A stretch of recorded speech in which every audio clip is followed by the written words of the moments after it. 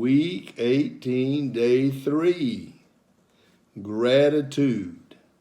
Who are you grateful for? You know, as I do this lesson, I sit down and I think about the gratitudes that I have.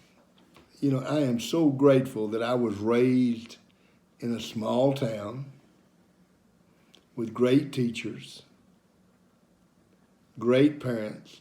I am so grateful for Evelyn Heron, the counselor I talked about several weeks ago, that put me in speech and put me in typing and put me in physics and trigonometry, which I didn't want to be in any of those. I'm so grateful she screwed the braces on me. I'm so grateful for Coach Renault, my coach at Southeastern Oklahoma, that taught me how to coach and how to be a really good coach. I'm so grateful for my parents that financially had nothing, but we were the richest people in Idabel, Oklahoma. I never could figure out why my mom and dad would say, and we'd say, why can't we do this? And they would say, you're a Parker. And I thought, what? So what? We don't own any place. We don't own any land. We never owned a house we lived in. What did we have to be proud to be a Parker? And I got to my first class in college, and it was a sociology class, and the guy got up and he said, there are two things that make any organization great. Two things. Number one, the standards to be in that organization have to be very, very high. Number two, there have to be some traditions. You have to set some traditions. And I thought about being a Parker, and it dawned on me for the first time. See, it was tough to be a Parker. You couldn't lie, you couldn't steal. You went to school every day. The teacher, you had Matthew, Mark, Luke, John, and the teacher was never wrong. You could not come home and blame the teacher.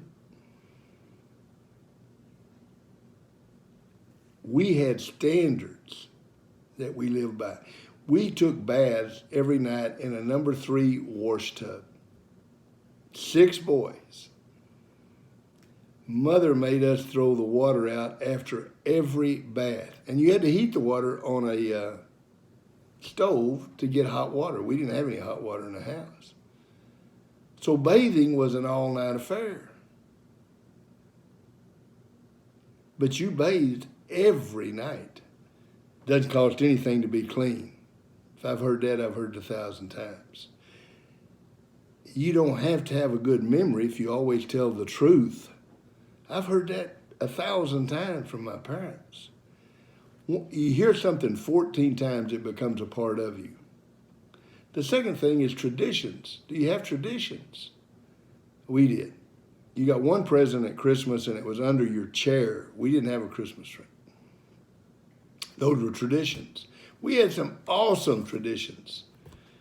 When you got to be a senior in high school, you didn't have to wash dishes anymore. Oh, man, was that great. When you got to be a senior in high school, you didn't have to get up and eat breakfast if you didn't want to. You could sleep another 15 minutes. You had all these traditions and you had these standards. And I look back and I think about how grateful I am that I had those. It helped me in everything I ever did. Look at the story today. You're so blessed.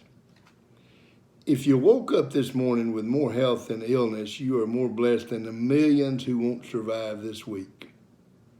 If you woke up this morning and didn't have COVID-19, you're blessed. If you got money in your bank, in your wallet, and spare change in a dish somewhere, you are among the top 8% of the world's wealthy people. If you have never experienced the danger of battle, the loneliness of imprisonment, the agony and torture of the pangs of starvation, you are ahead of 20 million people around the world. If you attend a church meeting without fear of harassment, arrest, torture, or death, you're more blessed than 3 billion people in the world. If you got food in your refrigerator, clothes on your back, a roof over your head, and a place to sleep, you are richer than 75% of this world. If you can read this message, you are more blessed than over 2 billion people in the world who cannot read anything. You are so blessed in ways you may never even know. When you start saying, and somebody in this class, I promise you, because I've taught this class for 30 years, and you always have, you always have someone who you're grateful for. I'm not grateful for anything. I don't have anything to be grateful for. And you say, okay, look at page 104. Now tell me you don't have anything to be grateful for. What's the number one problem with gratitude? You can tell me what you don't have quicker than anybody else. Nobody can tell me what they do have. Read this about you are so blessed. And the first thing you're going to tell me is you don't have enough money.